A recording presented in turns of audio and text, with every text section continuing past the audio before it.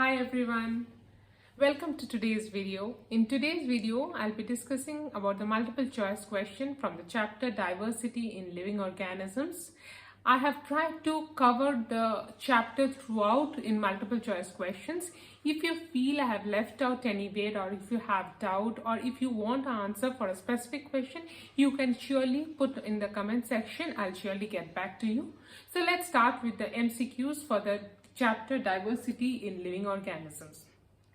So the first question, the classification of living organisms is based on the following characteristics. That is, either they are unicellular or multicellular, the type of the cell that is they are having, that is either they are prokaryotes or eukaryotes, mode of nutrition, or all of the above. So it is all of the above, that is answer D. Because the classification that was given or that was done for both the animals and the plant kingdoms was based on all of these characters, that is they are unicellular or multicellular. If they are unicellular or multicellular, whether they are primitive, that is they are prokaryotes, or they are advanced type, that is they are eukaryotes, and the mode of nutrition, that is they are autotrophs, heterotrophs, or they are both either auto or heterotrophs, or they are saprophytic or they are parasitic in nature. Coming to the next question, that is, who is known as the father of taxonomy and who gave the binomial nomenclature? So the father of taxonomy and the person who gave the binomial nomenclature is the same. It is Charles Darwin, Carolus Linnaeus, Carl Woese, or Carl Rogers. So if we all have studied the chapter, we know that it is option B. It is Carolus Linnaeus who has given the idea or the basis of the nomenclature, the binomial nomenclature, which we follow still today for naming of the scientific naming of all the organisms, even for the plants as well as the animals, and he's also known as the father of taxonomy. So answer is option B, Carolus Linnaeus. Moving on to the next question. So the previous question, which I had told you, this one, when I had done the video of the diversity in living organisms, there I had discussed that the 5 kingdom classification or the classification of the living organisms was done based on the type of the cell, either unicellular or multicellular, the mode of nutrition, that is either they are autotrophic or heterotrophic in nature, and their role in the food chain, that is they are either producer, consumers, or they are saprophytes or decomposers. Saprophytes are those animals or those organisms which actually obtain their nutrition from the dead and decaying matter. So this was the basis of classification, and based on this what I had explained, so this was the question, that based on what characters was the classification of the living organisms done. So now let's move on to the next question. The idea of evolution was described in the year 1859 in a book called The Origin of Species by R.H. Whittaker, Gregor Mendel, Charles Darwin, or none of the above. So we know the answer, that is option C, that is Charles Darwin was the author of the book The Origin of the Species, and in this book he had described the evolution in the year 1859. Who proposed the 5 kingdom classification, that is Monera, Protista, Fungi, Plantae, and Animalia. So this was proposed by option A, that is R.H. Whittaker had given this proposal of the 5 kingdom classification. That is answer A, R.H. Whittaker or Robert Whittaker had given this proposal of the 5 kingdom classification, starting with Monera, Protista, Fungi, Plantae, and Animalia. Moving on to the next question. What is the basis of unit level classification of the living organism? What is the basis? So they are asking basically what is the unit or what is the smallest unit of the basis of classification? Is it order, family, species, and genus? If you are talking of the basic unit, we must keep it in mind that basic unit always refers to that particular thing where the number of organisms is the least in number. The more we go higher up, the organisms start to increase. So if you remember, species or option C has the least number of organisms under it. So the species is the basic unit of classification, or option C. So I'll discuss more about it when we go to the next slide. The organisms which prepare their own food for obtaining nutrition is, so when they're preparing their own food, we know that it is only one and only the plants which prepare their own food, and they are known as the autotrophic mode of nutrition, or they are the autotrophs. So that is option B. Let's move on to the next slide. So this is species. On top of it is genus. So when we move on to the genus, the number of organisms increase, family, order, class, phylum, and finally the kingdom. Kingdom is a huge which has lots of organisms, and it starts decreasing as we come down to the group from phylum, class, order, family, genus, and species. So this is called the hierarchy of classification. This is how the classification has taken place or takes place. So coming on to the next question, bacteria, blue-green algae, cyanobacteria, mycoplasma are examples of fungi, protist, monera or plantae. They are the examples of the first class of the animal kingdom or the living organisms. The classification, that is, they come under monera or option C.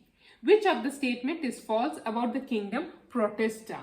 The organisms use cilia, flagella for moving around. Their mode of nutrition can be either autotrophic or heterotrophic. They are multicellular eukaryotic organisms, and examples are diatoms and protozoans. So if we read all the statements, we come to know that option C is the incorrect or the false statement for the kingdom Protista, because Protista are multicellular. They are eukaryotic in nature, but they are not multicellular. Instead, they are unicellular in nature.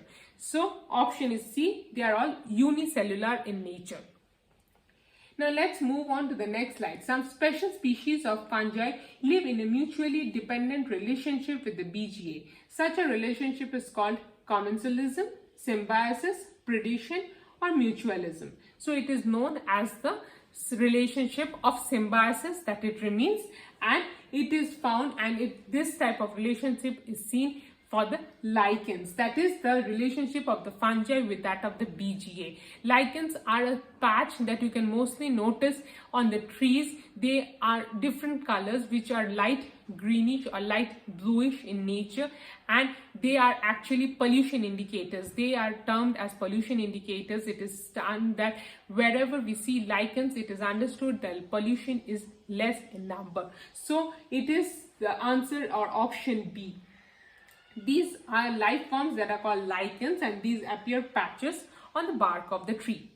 This is the photograph or a picture of a particular organism. We need to identify this organism. What is the name of the organism in the picture, and it belongs to which kingdom? It is dinoflagellate Protista. Is it bacteria monera? It is blue-green algae monera, or it is Euglena protista. So this is the photograph of the option D, that is Euglena protista. So if you remember that the Protista they have the flagella for the locomotion. That is the presence of the flagella which helps in the locomotion, due to which, and this is the picture of Euglena belonging to the kingdom Protista. The next question, Spirogyra, Cladophora and Eulothrix are example of fungi, Thallophyta, Bryophyta or Pteridophyta. Cladophora, then Spirogyra and Eulothrix, they are all examples of Thallophyta. They are basically algae. So they are all examples of Thallophyta. It is option B. The cell walls of fungi are made up of this hard complex substance called lignin. No. Chitin, suberin or cellulose. The correct option is answer B. It is chitin. It is the cell walls of the fungi are made of the chitin. So the question, the reproductive parts of the plants are hidden, that is, they are not seen from the outside. These plants, or this particular group of plants, they are called angiosperms, gymnosperms, phanerograms or the cryptogams. The answer is, or the correct answer is option D. It is cryptogams, which reproductive parts remain hidden. Which statement is false about the pteridophytes? The plant body is differentiated into roots, stems and leaves. They do not have any specialized tissue for the conduction of water and prepared food, and the examples are wisp fern, Ophioglossum, horsetail, or none of the above. So if we remember the pteridophytes, this is the first plant kingdom which is actually divided, or it has a proper root, stems and leaves. So the first option for the pteridophyte is absolutely correct. They do not have any specialized tissue for the conduction of water and prepared food. No. If you remember that bryophyte were the amphibians, these were actually from the water, they came up to land. So pteridophytes are mostly terrestrial plants, and they had those specialized vascular tissue for the transport of food as well as water. So option B is the correct answer. That is false about the pteridophytes. So pteridophytes had the specialized vascular bundles. Option B. Next question. Which phylum is known as the amphibians of the planet? This just now I told you the answer. It is C, or option C, the bryophytes, which is called the amphibians of the plant kingdom. Which of the pair is incorrect? Which of the pair is incorrect? The bryophytes. Which of the pair? The bryophytes rixia, thallophyte cara, pteridophyte equisitum, or none of the above. So it is bryophyte rixia is correct, thallophyte cara is correct, and pteridophyte equisitum is also correct. So it is none of the above. That is option D. Moving on to the next question. Which of the statement is not true about the cryptogams? Cryptogams are less evolved of the plant kingdom. They have hidden reproductive organs. The reproduction takes place, and none of the above. So the cryptogams are less evolved in the plant kingdom. Yes, because phanerogams are the most evolved one, or the most advanced of the plant kingdom. They have a hidden reproductive organs. Yes, because in some questions back only we discussed that which group of plants they have the hidden reproductive organs, that is the cryptogams. The reproduction takes place here. There is no reproduction takes place. That is asexual mode of reproduction takes place through spores. So it is option C. Which of the following plants has floral parts in 3 or multiple of 3? So which of the following options has multiple? It is dicotyledonous plants, monocotyledonous plants, both of them, or none of the above. So it is the monocotyledonous plants that has floral parts in 3 or multiple of 3. That is option B. Moving on to the next question. The name of the phylum, which means naked seed in the plant kingdom. So naked seed is meant by pteridophytes, angiosperms, gymnosperms, or bryophyta. The correct answer is option C, gymnosperms. Gymno meaning naked and sperma meaning seed. So gymnosperms is particular that group of plants which has naked seed, and gymnosperms is given the phylum which means naked seed. So it is option C. Which phylum includes the flowering plants? That is a very easy question. We all know it is the angiosperms, or option A. So moving on to the next question. The phylum are mostly found in colonies, corals, while some examples like hydra, jellyfish are solitary. Which example or which phylum is it? Is it Mollusca, Coelenterata, Porifera, or Platyhelminthes? It is Coelenterata or Cnidaria, that is hydra, jellyfish, and they are mostly found in colonies, but these are also stationary. So it is option B, or Coelenterata or Cnidaria. Which of the phylum is commonly known as the flatworm? So which of the phylum is commonly? It is Nematoda, Coelenterata or Cnidaria, Porifera, or Platyhelminthes. So option is option D, that is Platyhelminthes. They are also known as the flatworms. That is option D. Moving on to the next question. Which of the following statements is correct about Platyhelminthes? They are radially symmetrical and pseudocoelomate. They are asymmetrical, diploblastic, and coelomate. They are bilaterally symmetrical, acoelomate, and triploblastic. Is correct, and none of the above. So they are radially symmetrical. No, the Platyhelminthes, they are not radially symmetrical. Basically they are all bilaterally symmetrical. That is, if you divide from an axis, it gets divided into two. It is through only one axis that it gets divided into equal portions.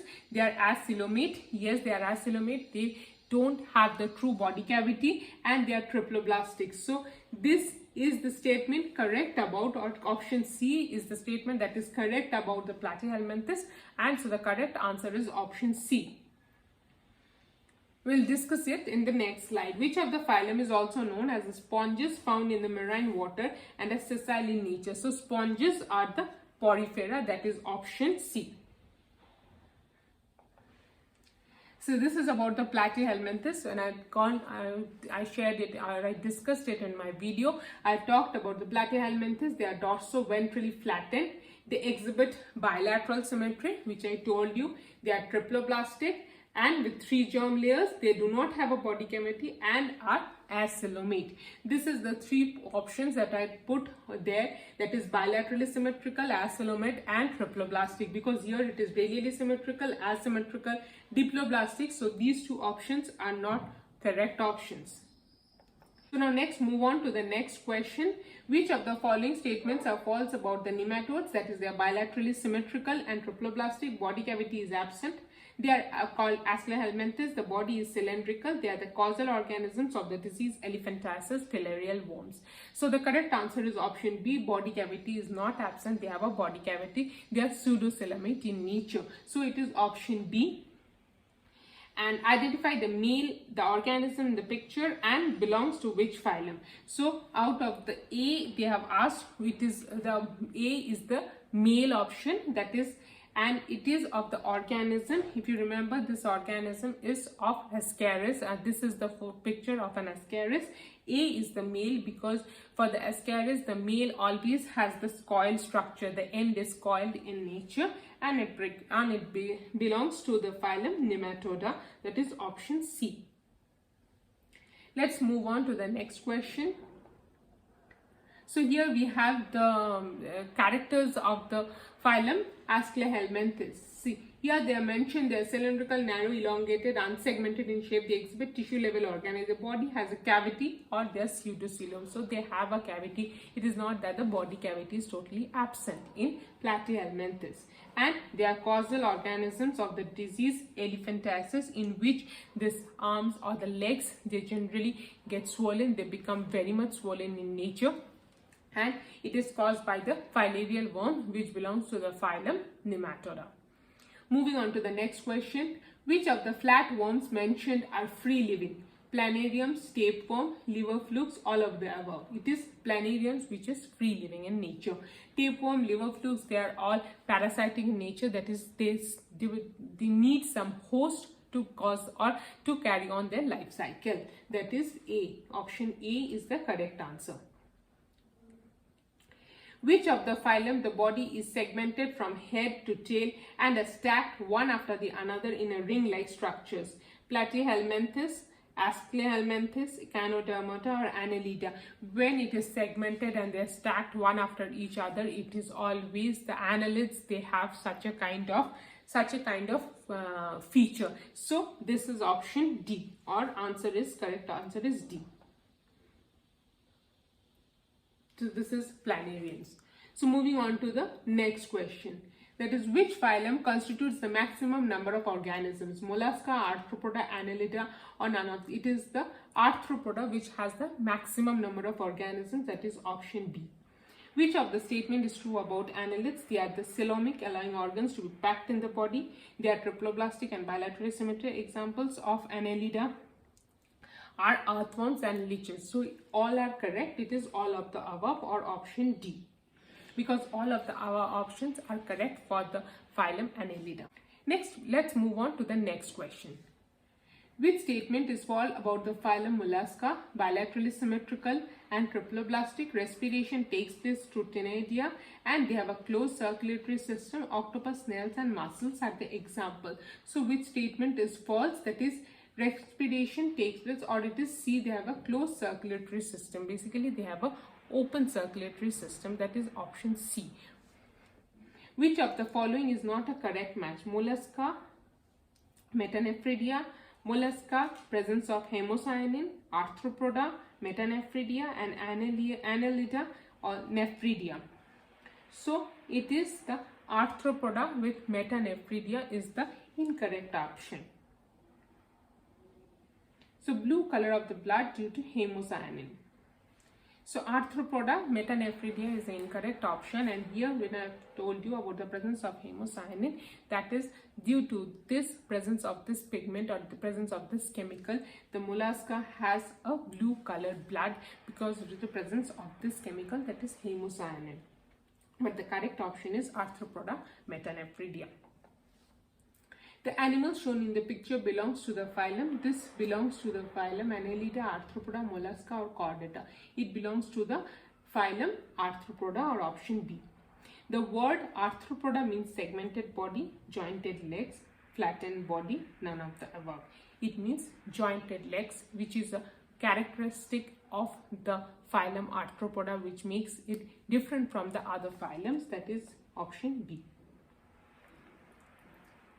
The organisms in the picture belong to the phylum Mollusca, Echinodermata, Cnidaria or Arthropoda. It belongs to the phylum Echinodermata or option B. The phylum with spiny skinned organism, that is phylum with spiny skinned. Just remember it is spiny skinned. So is it Cnidaria, Chordata, Mollusca or Echinodermata?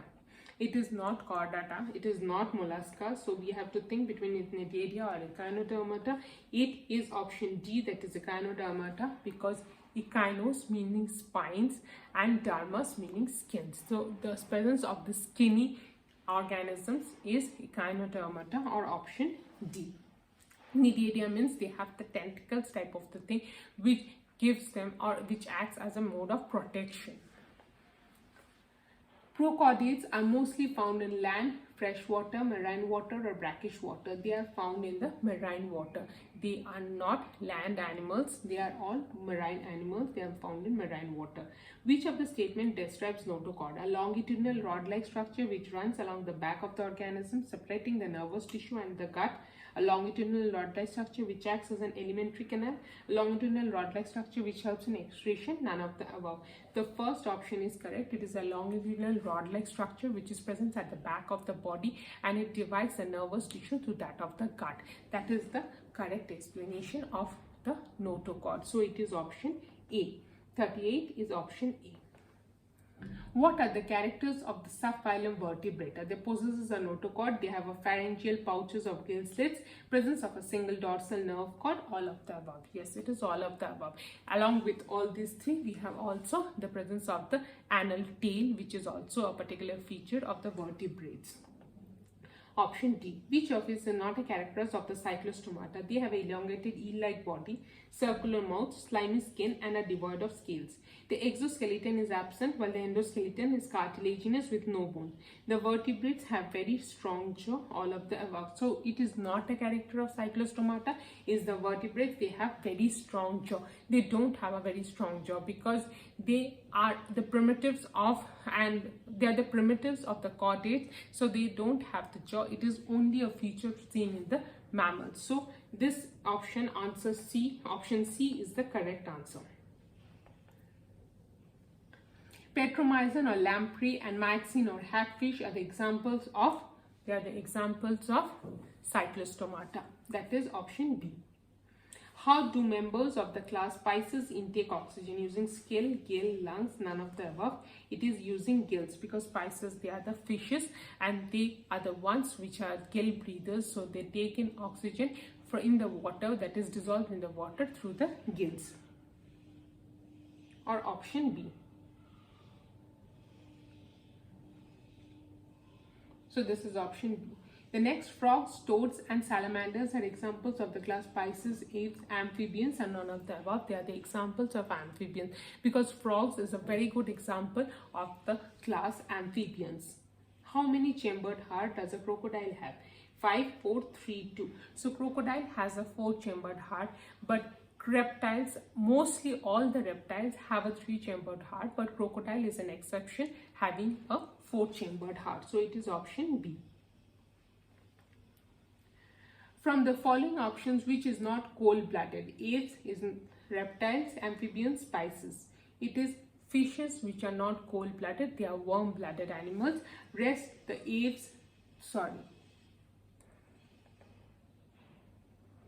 Next, from the following options, which is not cold-blooded? Apes, reptiles, amphibians or Pisces. It is apes or birds. They are not cold-blooded. They are warm-blooded animals. Rest, all the reptiles, amphibians or Pisces, they are all cold-blooded animals. Which of the, that is option A. Which of the following options is incorrect based on the number of heart chambered? Ape 4 heart, Pisces 3 heart, amphibia 3 heart, reptilia chambered is 2 heart. So Pisces 3, Aves 4, Amphibia 3, Reptilia 3. So the incorrect option is Pisces because they don't have a 3-chambered heart. Instead, they have a 2-chambered heart. So this is about, I have given you on a one shot the results of the classes, their heart chambers, their body temperature and the type of reproduction. So Pisces have 2 chambers, they are mostly cold-blooded, oviparous. Amphibians 3-chambered, cold-blooded. You can take a screenshot of this if you want. This will help you give at least remember 3 features of this phylum, that is for the Pisces, amphibians, reptile, aves and mammals, and it also helps you in understanding or answering many of the MCQs which will be based on this, that is the heart chambers, body temperature and the type of the reproduction. So if you want, you can take a screenshot and we can memorize the one. Coming on to the next question. This class of the organisms are warm-blooded with 4-chambered heart. They lay eggs. Guess the class. So they have told that they are warm-blooded animals and they are 4-chambered heart and also they lay eggs. So out of this, when we consider that they are warm-blooded, reptiles are not warm-blooded and Pisces or the fishes, they are not warm-blooded, they are all cold-blooded. Warm-blooded is the aves and the mammals. 4-chambered heart is also for the aves and the mammals. But when they are talking of laying eggs, that is mammals. In mammals also there are exceptions of laying eggs, but aves or the birds, all of the organisms under the class aves, they lay eggs. So the correct option or correct answer is answer C or option C. The next question, which of the following is made up of cartilage and devoid of bones? Is it tuna, rohu, salmon or shark?